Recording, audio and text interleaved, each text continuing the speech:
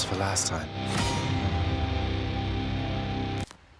The first game I want to mention is Hades, which I think fits my gamer motivation profile perfectly. The gamer types that I got are the Gladiator and Bard type. Gladiators are competitive and they are likely to identify as hardcore players. On the other hand, Bards are team players who likes to interact with other players in game worlds that are rich with lore, stories, and discovery. Here is my gamer motivation profile. As you can see, immersion, social, and creativity are visibly higher than the others. Especially, sociability and creativity are very evident with a rate of 92%. This means that I scored higher than 92% of gamers. Quantic Foundry claims that gamers with high immersion score want games with interesting narratives, character, and settings. My creativity score also got a high percentile along with the secondary motivation, strategy. These types of players are defined not by playing the game as it is, but by their strategy, by asking what more I can do, by improving the game, and by exploring every aspect of the game world to the fullest. Gamers with high social score enjoy interacting with other players, regardless of competition or cooperation. They tend to be competitive. Yes, Hades is not a game where you can interact with other players, but the main character, Zagreus, the son of Hades, meets all my social expectations.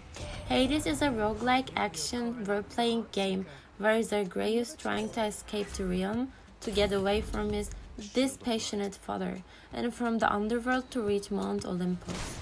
Throughout the game, you interact with almost all existing gods and goddesses. And you don't feel the need for other players socially when you're so interacting with gods. At least that's how it's always been for me when playing Hades. Each character has their own solid story and characteristic. Even when talking to the marketer, you find yourself wondering about his story. And as someone with a high social score, interacting with all of them and learning their stories is a real pleasure. On the other hand, Hades has a really strong design and story. My immersion score occupies a very high place in my player profile with a rate of 87%. And this is exactly why I am someone who cares about the characters and world of the game I play. During the time Zagreus was fighting in the underworld, every dungeon we were in was delicately designed and it really felt like we were in a dungeon. The side scenes that allowed Zagreus' personality to settle in were enjoyable to watch and gave a sense of development. There are 6 weapons in the game and more god powers that I can't even count. Each weapon completely changes the way you play the game. It is really important to be strategic when choosing weapons. Also, when accepting the God's gifts, it is very important to choose compatible powers, and you always have to think about your next step. The fact that I found it so fun to think of such strategic moves and to collect compatible powers is understood by the fact that my creativity rate is high in my player profile. For safekeeping.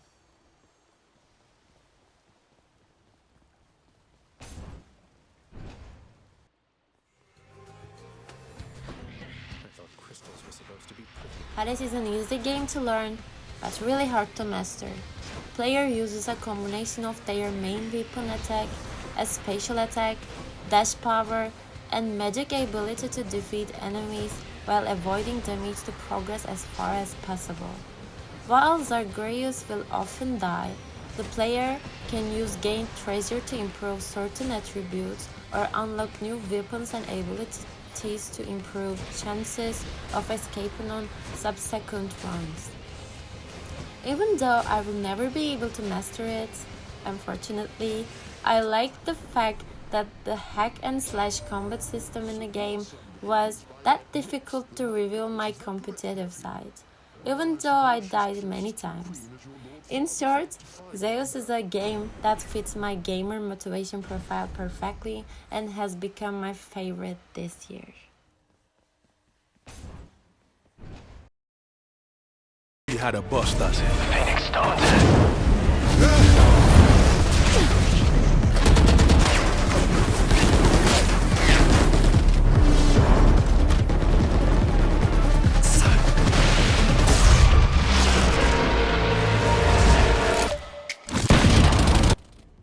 Next game I want to talk about is Valorant, which we have heard frequently in the field of FPS lately. I'm actually not really sure about mentioning it, but as you will see when you look at the percentage of my social score, I'm a gamer who really enjoys interacting with other players, and there has never been a game that has made me feel more social. Valorant is a first-person shooter game where you fight with 5 teammates against 5 players on different maps. As my secondary motivation shows that my challenge percentage is 55%. I'm a person who attaches particular importance to mastering games, and I like to warm up and try to improve myself before playing any game in Valorant. I would like to continue to explain the rest of a game while playing. You are matched with 5 people you know or do not know in a game, and you have to trust them in certain areas in the game, whether your energy switches or not. There are many characters in different roles in the game, and which character you get is shaped by the choices of your teammates. For example, in this game that I will talk about, there is a lack of controllers in the game. The team needs a character who will hold the sides and make it harder for the opponent to get in. So I take Killjoy, which is a powerful sentinel. The biggest feature that distinguishes Valorant from other FPS games is that each character has certain abilities, and the game is shaped by how well and actively the characters can use their skills, regardless of how well the players play. The game contains a lot of strategy, and in the end the team with the best strategy wins. This is exactly why I am having so much fun in the game. I don't have a good aim, but my strategies often push me forward and therefore my team. You can already see from my gamer motivation profile that I like to think about how far I can take the game with strategic moves and creative thoughts. Games with a high social impact, such as Valorant and League of Legends, gave me the opportunity to meet many people. These people have turned into best friends and sometimes friends who can be with me all my life.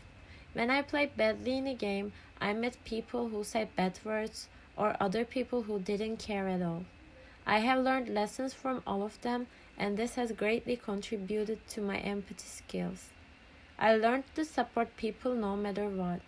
As I started to see such social effects, my attachment to games increased. And you can see this from my social percentage of 92. Apart from this, Valorant has really nice characters and stories. Each character has different characteristics, and you can see the reflections of their stories in their in-game conversations or skills. Although everything seems very complicated at first, even someone like me who has never had a FPS background can easily learn the game. There are a total of 7 maps playable in the game, and each map contains different strategies. In all of them, you have to change the way you play according to the character you play. That's why the game avoids repetition. Even if you play the same character, you will not get bored thanks to the different strategies you will make.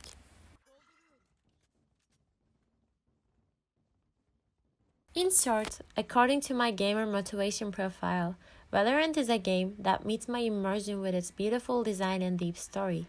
My sociality thanks to its one-to-one interaction with people in a game, and my creativity with its strategic aspect.